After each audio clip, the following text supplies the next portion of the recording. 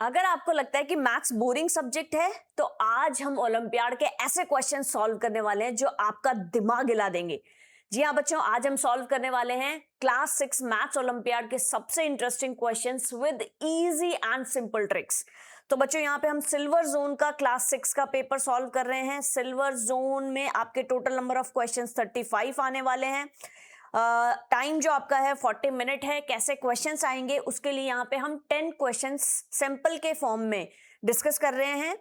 And here is the first question. The difference of the largest and smallest 5-digit numbers formed by the digits 6095 where 0 repeated twice is what? मतलब आपको simple एक digit given है, digits given है और उसके बाद में आपको क्या निकालना है? स्मॉलेस्ट नंबर और लार्जेस्ट नंबर निकालना है। तो अब आपको सबको पता होना चाहिए कि लार्जेस्ट और स्मॉलेस्ट निकालने के लिए बचपन से हमने क्या पढ़ा है, क्लास 1 से आप लोगों ने पढ़ा होगा कि अगर आपको लार्जेस्ट 5 डिजिट नंबर बनाना है तो आपको क्या करना पड़ेगा, इनको अरेंज करना है। अब इनको अरेंज कैसे करोगे? डिसेंडिंग ऑर्डर में अरेंज करोगे। डिसेंडिंग मतलब बड़े से छोटे की तरफ। तो बड़ा सबसे पहले 9 हो जाएगा, then 6, then 5 and then 00। Similarly smallest के लिए आपको क्या करना है? स्मॉलेस्ट के लिए आपको असेंडिंग ऑर्डर में इसको अरेंज करना है। तो असेंडिंग ऑर्डर में सबसे पहले नॉन जीरो नंबर लेंगे, देन 0 आपका 2 बार आएगा, देन उसके बाद में आ जाएगा आपका 6 एंड 9। अब क्वेश्चन में हमसे पूछा डिफरेंस, मतलब कि दोनों का जब हम माइनस करेंगे तो सिंपल है बहुत। 10 में से 9 गया, 1 आ जाएगा, यहाँ पे 9 में से 6 चला जाएगा, 3 आ जाएगा, देन यहाँ पे 4, देन यहाँ पे 6 एंड देन यहाँ पे 4 and it is in option number A. So I'm so proud of you, my dear student. Next question is the least number which when decreased by 7, ऐसा नंबर निकालना है जब उसमें से 7 हम डिक्रीज कर देंगे तो वो जो नंबर आएगा which will be exactly divisible by 8, 14, 24 and 36। ऐसा नंबर आपका ABCD में से कौन सा ऑप्शन है? तो इसके लिए आपको क्या करना है, सबसे पहले एलसीएम निकालना है 8, 14, 24, 36 का। तो आप सबको पता है, बचपन से आप सब लोग पढ़ते आ रहे हो। प्राइम फैक्टर्स हम यहाँ पे निकालेंगे, किस किस के निकालेंगे? 8, 14, 24, 8, 14, 24 एंड 36 के। एंड मुझे पता है आप सभी लोगों को ये बचपन से आप लोग सीखते हुए आ रहे हो। क्या आ जाएगा 8 का? 2 की पावर 3, ठीक है, 2 की पावर 3। इसका क्या आ जाएगा? 2 मल्टीप्लाई बाय 7। सिमिलरली 24 और 36 का क्या आ जाएगा? 24 का आ जाएगा आपका 2 की पावर 3 मल्टीप्लाई बाय 3 एंड 36 का आपका आ जाएगा बच्चों 2 की पावर 2 इंटू 3 की पावर 2, 2 की पावर 2 इंटू 3 की पावर 2। ठीक है, प्राइम फैक्टर्स आपने निकाल लिए। देन उसके बाद में आपको क्या निकालना है बच्चों? एलसीएम निकाल लेना है। ठीक है, आप सभी लोगों को आता होगा ये, आई होप। नहीं आता है तो आप लोग मुझे कमेंट सेक्शन में बता सकते हैं। तो सबसे पहले आपको क्या करना है, हाईएस्ट पावर लेना। हाईएस्ट पावर क्या हो जाएगा? 2 की पावर 3 इंटू 3 की पावर 2 इंटू 7। ठीक है, 2 की पावर 3 इंटू 3 की पावर 2 इंटू 7 एंड उसके बाद में जब इसको आप सॉल्व करोगे तो आपके पास में क्या आ जाएगा? 504। ठीक है, आपके पास में क्या आ जाएगा? 504। अब इन्होंने क्या बोला है कि 504 तो हमारे पास आ गया। कई बच्चे यहाँ पे कंफ्यूज हो सकते हैं कि 504 will be the correct answer, लेकिन यहाँ पे 504 में आपको क्या कर देना है? ऐड कर देना है क्या? 7, क्योंकि उसने क्या बोला है कि जब उसमें से आपको 7 डिक्रीज करेंगे तो वो डिजिट आएगी। जैसे ही इसमें हम 7 ऐड करेंगे तो +7 करते ही हमारा आंसर हो जाएगा 511 and it is in option number C. I hope ये क्वेश्चन आप लोगों को समझ में आ गया होगा। It's a easy question and say शाबाश to yourself, well done from my side, है ना। आया हो नहीं आया हो that is a different thing, but you are practicing which is more important for me. ठीक है, चलिए नेक्स्ट क्वेश्चन करते हैं बच्चों। The sum that is this is same as what? अब देखो, इसको सॉल्व करने के दो तरीके हो सकते हैं। या तो आप सिंपली क्या कर सकते हैं बच्चों, आप सबको पता है कि 12 कितने टाइम्स आ रहा है? 12 आपका 4 टाइम्स आ रहा है। ठीक है, एंड सिमिलरली ये तो आपका एक पार्ट हो गया। दूसरा पार्ट क्या आ जाएगा? 1/4 कितने टाइम्स आ रहा है? 1/4 भी आपका 4 टाइम्स आ रहा है। तो दैट मीन्स यहाँ पे हम क्या बोल सकते हैं? +12 हो जाएगा। तो ये क्या आ जाएगा? इसको हम 12 मल्टीप्लाई बाय 4 लिख सकते हैं एंड इसको हम क्या लिख सकते हैं? +1 लिख सकते हैं and it is in option number B. समझ में आ गया है? सिंपली हम लोगों ने इसको क्या कर दिया है? सेपरेट आउट कर दिया है। अब इसको सेपरेट आउट करने के एक तो ये तरीका है, दूसरा आप इसको सिंपली एक एक करके भी कर सकते हो। इस तरीके से आपने किया, फिर इसको इस तरीके से किया, कैसे भी कर सकते हो। And your answer will be option number B, कि आप इसको दूसरे किस फॉर्म में लिख सकते हो। The next question is 48 men can do a piece of work in 96 days, ठीक है। Then to finish the same work in 72 days, मतलब डेज आप कम कर रहे हो तो आपको यहाँ पे मैन पावर बढ़ानी पड़ेगी। समझ में आ रहा है भाई? 5 लोग मिलके कोई काम को अगर 3 दिन में खत्म करते हैं, अगर आपको वही सेम काम 2 दिन में करना है तो definitely you have to improve your work force, तभी तो आपका आंसर आएगा ना, कि आप कम टाइम में उस काम को कर पाओ। तो अब कम टाइम में हम इसको कैसे सॉल्व करेंगे, कैसे अप्रोच होनी चाहिए, ये आपको समझना है, ठीक है। टू फिनिश सिंपली है, वर्क हमारा क्या हो रहा है, जो हमारा वर्क डन हो रहा है वो क्या हो गया, men into days, ठीक है। तो यहाँ पे हमारा men जो फर्स्ट केस है उसमें 48 और डेज क्या है 96, तो हमारे पास में क्या आ जाएगा, पहले जो हमारा वर्क हो रहा था वो 48 इंटू 96 हो गया। अब हमारे पास में क्या है, to finish this work in 72 days, तो रिक्वायर्ड मैन हमें निकालने हैं। तो required man is equals to what, वो हमारा हो जाएगा बच्चों, यहां पे हम लिख लेते हैं रिक्वायर्ड मैन, ठीक है। Required man is equals to 48 into 96 divided by 72, ठीक है।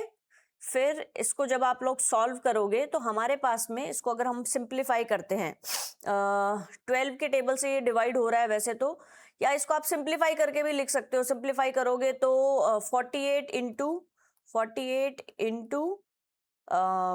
96 को हम क्या लिख सकते हैं, 96 को हम लोग यहाँ पे 4 लिख सकते हैं एंड डिविजिबल बाय यहाँ पे, ठीक है।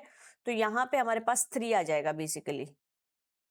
एंड जब इसको आप सॉल्व करोगे तो हमारे पास क्या आंसर आ जाएगा, 64 men, ठीक है। अब हमारे पास क्या आया, how many more men are needed. हमसे क्वेश्चन में डायरेक्ट ये नहीं पूछा, हमसे पूछा है कि कितने ज्यादा आदमियों की जरूरत पड़ेगी। तो अब सिंपल सी बात है, पहले वो काम 48% कर रहे थे, अब हमें उस काम को करने के लिए 64% की नीडेड है। तो 64 में से जब आप लोग 48 को माइनस करोगे तो आपका क्या आ जाएगा, 14 माइनस 8 इज इक्वल्स टू यहाँ पे 6, ठीक है। एंड यहाँ पे 1 हो जाएगा, that is 16 is option number B. Simple question है बच्चों, लैंग्वेज को समझना है। पहले जो काम 96 डेज में हो रहा था वो काम आपको 72 डेज में करना है। तो डेफिनेटली इतना तो क्लियर है कि वर्कफोर्स हमें बढ़ानी पड़ेगी। एंड क्वेश्चन में हमसे डायरेक्ट नहीं पूछा है, डायरेक्ट हमसे पूछा है कि हाउ मेनी मोर मेन, ठीक है। यहाँ पे कई बार हमसे क्वेश्चन पढ़ने में गलती हो जाती है, so always be cautious. What is the product of fractions represented by the shaded part and the unshaded part in the given figure? कि आपको ये जो फिगर गिवन है उसका आपको शेडेड और अनशेडेड का आंसर निकालना है। तो देखो बच्चों, यहाँ पे एक पिज्जा की तरह आपको शेप गिवन है, लेकिन यहाँ पे और भी सर्कल्स गिवन है। तो एक तरीके से आपको ये समझना है कि ये जो पिज्जा की शेप है वो 8 स्लाइसेस में डिवाइड है, ठीक है। लेकिन क्योंकि यहाँ पे और सर्कल्स भी है तो हम इसको मान के चल रहे हैं कि ये जो है पिज्जा हमारा एक तरीके से डबल है। तो डबल है तो दैट मीन्स हमारे पास जो टोटल स्लाइसेस हो गई वो कितनी हो गई, 16 हो गई है। एज्यूम करके चलना है आपको, एक स्लाइस जो है उसको हमने क्या किया है, 2 पार्ट में डिवाइड कर दिया है टू अंडरस्टैंड द सिचुएशन। तो पहले तो आपको क्या करना है, अब आप टोटल आपको शेडेड पार्ट्स देखना है। तो टोटल जो हमारा शेडेड है, स्मॉल सर्कल है, स्मॉल सर्कल में हमारे पास 6 है। तो 6 का हमारा क्या हो जाएगा, 6/16, ठीक है, 6/16। तो जब हम इसको लिखेंगे तो आप लिख सकते हो 2 से डिवाइड करेंगे, 2 3 जा 6 एंड 2 4 जा 8, ठीक है। तो एक तो हमारे पास ये आ गया स्मॉल जो पार्ट है, शेडेड पार्ट, उसके लिए। फिर अब अनशेडेड पार्ट को अगर हम देखेंगे तो अनशेडेड पार्ट्स कितने होंगे, टोटल हमारे पास में क्या है, 16 है, ठीक है। और 6 हमारे पास में ये तो क्या हो जाएगा, हमने काउंट कर लिया शेडेड पार्ट्स का, ठीक है। अब दूसरा जो अनशेडेड है, अनशेडेड के लिए हम लोग क्या करेंगे, सिंपल सी बात है, 6 आपके शेडेड हैं तो अनशेडेड कितने हो जाएंगे, 16 - 6 दैट इज इक्वल्स टू 10। तो आपके जो अनशेडेड पार्ट हो गए वो हो जाएगा आपका 10, ठीक है। देन उसके बाद में क्या करना है, अब आपको फ्रैक्शन निकालना है किसका, अनशेडेड पार्ट का। तो फ्रैक्शन कैसे निकालेंगे, 10/16 हो जाएगा, ठीक है। अनशेडेड का क्या हो जाएगा, 10/16। फिर अगेन इसको सिंप्लीफाई करके लिखेंगे तो यहाँ पे आ जाएगा 5/8। तो ये दो इंपॉर्टेंट डिजिट हमारे पास आ गई है, शेडेड पार्ट के लिए 3/8 और अनशेडेड पार्ट के लिए 5/8। अब हमें क्या करना है, now multiply these two fractions और हमारे पास में क्या आ जाएगा, फाइनल आंसर आ जाएगा 3/8 मल्टीप्लाई बाय 5/8, ठीक है। अब हम लोग फाइनल सबके लिए निकालेंगे तो इसको हम लोग क्या कर देंगे, इन दोनों को मल्टीप्लाई कर देंगे, मल्टीप्लाई करेंगे दैट इज 3/8 मल्टीप्लाई बाय 5/8 कितना हो जाएगा, that is 15 and 8 multiplied by 8 is equals to 64. So the correct answer should be option number D. Shaded का निकाल लिया, unshaded का निकाल लिया and then final का निकाल लिया, ठीक है। चलिए next question is find the measure of DOE. DOE आपको ये वाला एंगल यहां से निकालना है। चलिए बच्चों, यहाँ पे आप सिंपल देख सकते हो, वैसे तो इसका पूरे का तो 360 डिग्री है ही सही, लेकिन यहाँ पे आप देख सकते हो ये भी एक स्ट्रेट लाइन जा रही है, तो दैट मीन्स इसके जो ऊपर वाला पार्ट है वो भी हमारा 180 डिग्री होगा, ठीक है। और ये जो हमारा नीचे वाला पार्ट है टोटल, ये भी हमारा क्या होगा, 180 डिग्री होगा। चाहे आप इसको लो चाहे आप इसको लो, दोनों 180 degree that is equals to 360 degree. अब आप देखो बच्चों, ये जो 4x है, ये 4x ये दोनों सेम है, तो ये वाला जो पार्ट है आपका इतना सा सिंपली, ये आपका क्या हो जाएगा, 4x हो जाएगा। हमसे क्वेश्चन में ये पूरा पूछा है, तो हमें निकालने के लिए क्या करना पड़ेगा, सिंपल इसको ऐड कर दो। क्या करेंगे हम लोग, 2x plus 4x plus 6x is equals to 180 degree. तो यहाँ पे कितना हो जाएगा, 10 plus 12, 12x is equals to 180 degree. यहाँ पे हमारे पास x की वैल्यू आ जाएगी 180/12, तो कितना हो जाएगा, 2 6 12, 290। देन अगेन इसको डिवाइड करेंगे, 2 3 6, देन 45। फिर से इसको डिवाइड करेंगे 15। तो x की वैल्यू यहाँ पे आपके पास में क्या आ गई है बच्चों, 15 आ चुकी है, ठीक है, 15 डिग्री। क्लियर है यहाँ तक।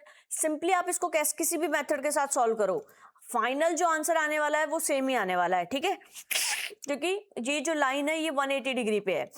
अब आपके पास में x की वैल्यू आ गई है, तो आप निकाल सकते हो DOE, ठीक है। तो DOE मतलब 4 मल्टीप्लाई बाई 2x, तो यहाँ पे आपके पास में क्या आ जाएगा, 2 मल्टीप्लाई बाई x, तो यहाँ पे कितना हो जाएगा, ये तो 30 हो जाएगा। फिर यहाँ पे 4 मल्टीप्लाई बाई x कितना हो जाएगा, 60। तो ये दोनों मिला के जो आपका एंगल निकलेगा दैट विल बी 90 डिग्री। चलिए बच्चों, next question is which one of the following shapes made of 5 same unit squares has the smallest perimeter। आपको क्या निकालना है भाई, जिसका सबसे कम पेरीमीटर हो। पेरीमीटर में हमने पढ़ा ही है भाई बच्चों, आप मान लो ये आपका एक रेक्टेंगल गिवन है, तो भाई ये जो इसका ये वाला जो पार्ट है वो आपका क्या हो जाएगा, ये इसका पेरीमीटर हो जाएगा, ठीक है। अब यहाँ पे जो आपको गिवन है उसमें बॉक्सेस तो आपके सेम है, कितने हैं बच्चों, 5 है, 1 2 3 4 5। अब स्मॉलेस्ट आपको निकालना है। अब स्मॉलेस्ट निकालने के लिए क्या दिमाग लगाना है कि भाई इसका जो इनसाइड वाला पार्ट है, देखो इसमें हर एक में कुछ जो साइड्स हैं वो शेयर हो रही है। अब कौन सा ऐसा फिगर है जिसमें जो साइड्स है वो मैक्सिमम शेयर हो रही है, जिसकी वजह से उसका जो पेरीमीटर आ रहा है वो सबसे स्मॉलेस्ट आ रहा है, वो आपको दिमाग लगाना है। कैसे निकालोगे, हम लोग स्टेप बाय स्टेप हर एक का निकालेंगे। जैसे कि फर्स्ट ऑप्शन है, ठीक है, 5 स्क्वायर्स गिवन है हमें, ठीक है। अब आप देखो शेयर्ड साइड्स क्या है, between square 1 and 2, 2 and 3, 3 and 4, 4 and 5। मतलब कि आपकी जो शेयर्ड साइड्स हो गई वो 1 हो गई, 2 हो गई, 3 हो गई, 4 हो गई, ठीक है। समझ में आ गया। यहाँ पे शेयर्ड साइड्स आपकी कितनी हो गई है बच्चों, यहाँ पे आपकी शेयर्ड साइड्स हो गई है 4, ठीक है। तो टोटल शेयर्ड साइड्स आपकी 4 हो गई है। और अब हम देखेंगे कि टोटल 5 स्क्वायर का है, तो पेरीमीटर कितना हो जाएगा, 5 multiply by 4 that is equals to 20, ठीक है। फिर each shared side removes 2 sides, कि भाई एक जो शेयर्ड साइड है वो क्या है, 2 को रिमूव कर रही है, तो 20 minus 2 that is equals to एक तरीके से 18 हो गया हमारा। यहाँ पे हम कह रहे हैं कि टोटल हमारी जो शेयर्ड साइड्स है वो 4 है, तो अब 4 को किससे मल्टीप्लाई कर देंगे, जब हम ए ऑप्शन की बात कर रहे हैं यहाँ पे, तो टोटल 20 है, ठीक है। तो जो हमारी 4 शेयर्ड साइड्स आई है उसको हम 2 से मल्टीप्लाई कर देंगे, क्योंकि 2 को ये रिमूव कर रही है ना एक तरीके से। तो हमारे पास ये क्या हो गया, 8 बन गया। तो 20 में से 8 माइनस करेंगे तो हमारे पास पेरीमीटर आ गया बच्चों 12। सिमिलरली हम लोग बी का निकालेंगे। अब यहाँ पे भी आपको क्या करना है, शेयर्ड साइड्स देखनी है। अब आप देखो बच्चों, बहुत केयरफुली इसको देखो, ये हमारा ए के कंपैरेटिवली कॉम्पैक्ट है। कैसे कॉम्पैक्ट है, अब देखो आप यहाँ पे भी आपको क्या करनी है, शेयर्ड साइड्स निकालनी है। यहाँ पे जो आपकी शेयर्ड साइड्स निकल रही है वो बच्चों 5 निकल रही है। 5 कैसे निकल रही है, समझो आप इस बात को। देखो 1 हो गया, 2 हो गया, 3 हो गया, 4 हो गई और 5 हो गई। 5 शेयर्ड साइड्स का मतलब हो गया 20 minus 2 multiply by 5 that is equals to कितना आ जाएगा, 10। सिमिलरली यहां पे देखो आपकी कितनी शेयर्ड साइड्स हैं, 1 हो गया, 2 हो गया, 3 हो गया, ठीक है। एंड देन एक और है, एक और कौन सी होगी, फटाफट निकाल के बताओ मुझे। वर्टिकल जो आपकी शेयर्ड साइड है, ठीक है, ठीक है, वर्टिकल जो आपकी शेयर्ड है वो कौन सी है, ये 4 हो गई। तो सिमिलरली सी के केस में भी क्या हो जाएगा, 20 minus 2 multiply by 4 that is equals to 12।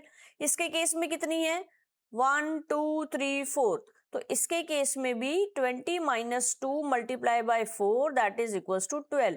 तो सबसे कॉम्पैक्ट किसका हो गया, it is in option number B. समझ में आ गया सारे बच्चों को, पेरीमीटर निकालना है लेकिन सेम आपको स्क्वायर्स गिवन है, लेकिन सबसे कॉम्पैक्ट साइज किसकी है वो आपको इस क्वेश्चन में बताना था। चलिए नेक्स्ट क्वेश्चन है, if 50% of a number x is equal to 2/5 of another number y, ठीक है, what is the ratio of first number x to the second number y।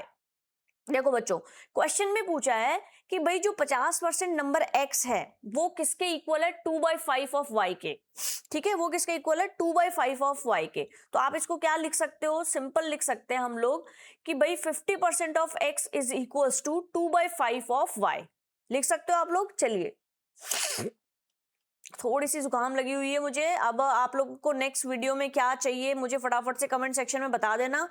और इस पूरे समर वेकेशन में बच्चों हम लोग बहुत अमेजिंग इंटरेस्टिंग चीजें करने वाले हैं। तो समर वेकेशन में अगर बच्चे ने किसी ने चैनल को सब्सक्राइब नहीं किया है तो जरूर कर लें, क्योंकि ऐसी ही इंटरेस्टिंग चीजें हम लोग यहाँ पे करने वाले हैं। और बहुत सारी अमेजिंग बातें भी, मैं आपको अमेजिंग फैक्ट हो गया, क्विज हो गया, ट्रिविया हो गया, सब चीजें हम यहाँ पे करने वाले हैं। तो जरूर आप लोग सब्सक्राइब कर लें और अपने किसी एक फ्रेंड के साथ इसको जरूर शेयर कर दें। It's a humble request from my side, क्योंकि ये मेरे लिए बहुत हेल्पफुल होने वाला है, ठीक है, मुझे मोटिवेशन मिलता रहेगा।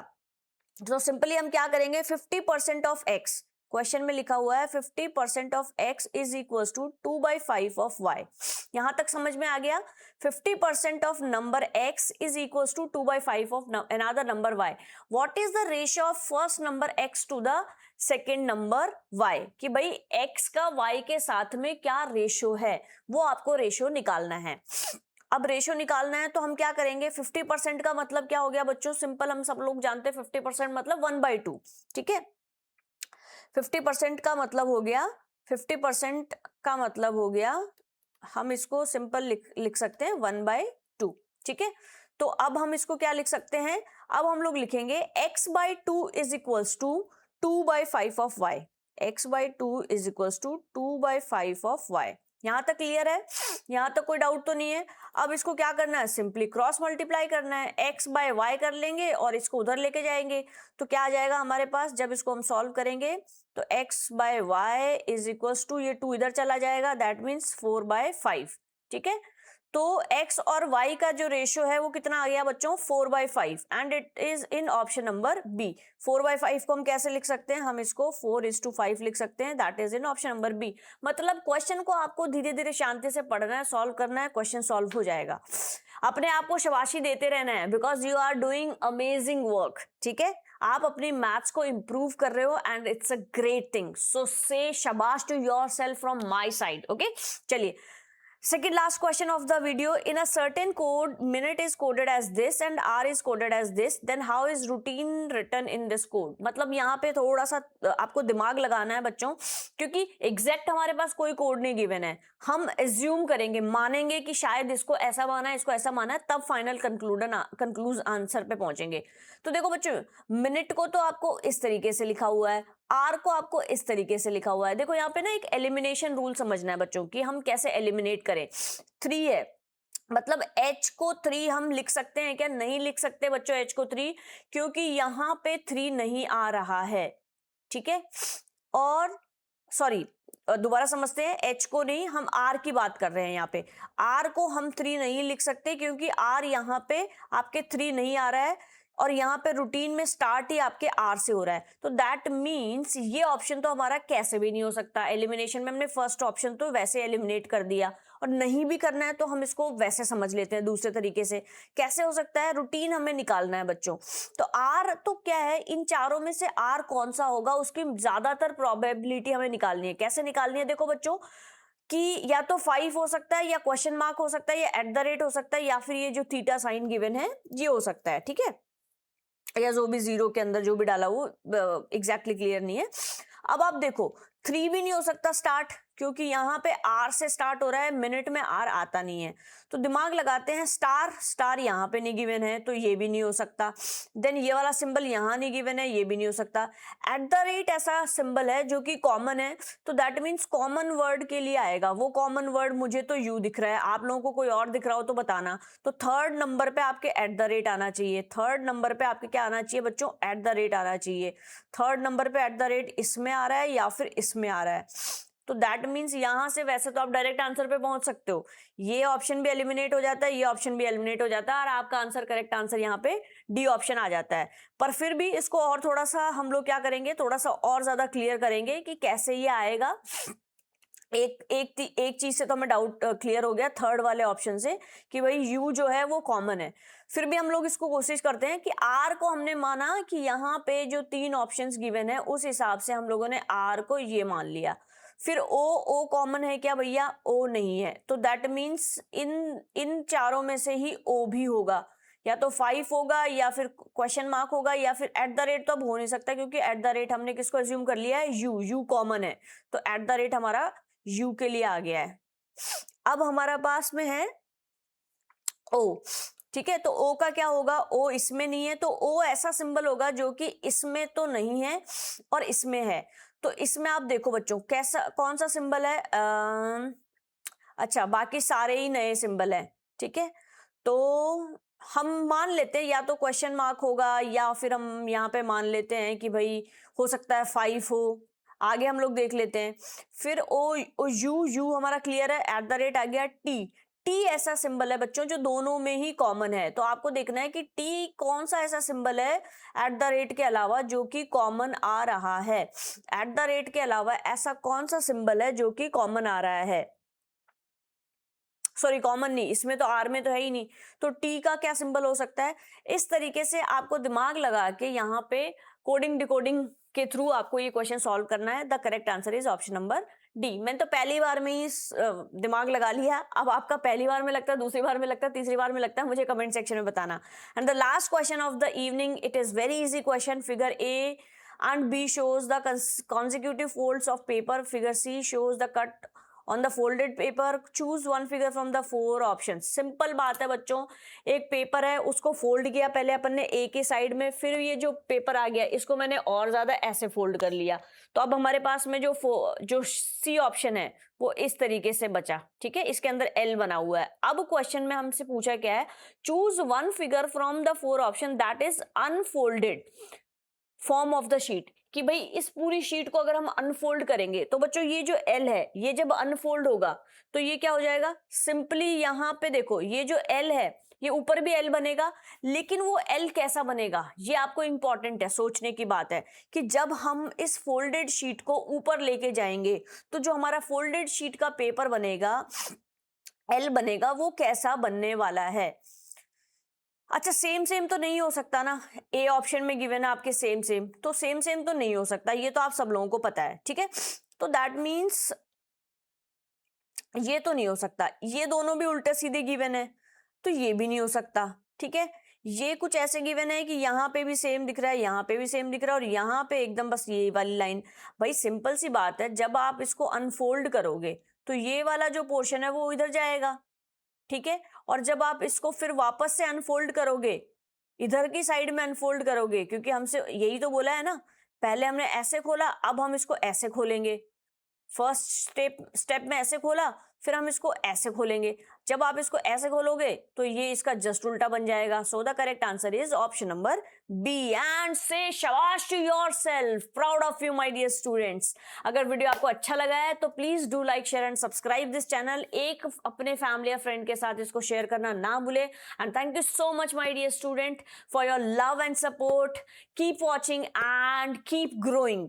कोई भी सब्जेक्ट हार्ड लगता है मुझे कमेंट सेक्शन में बताएं, और वीडियो कैसा लगा ये भी जरूर बताएं। Bye bye, take care, let's meet in the next video. Till then, all the very best to all of you for your bright future, to my future genius kids. Bye bye.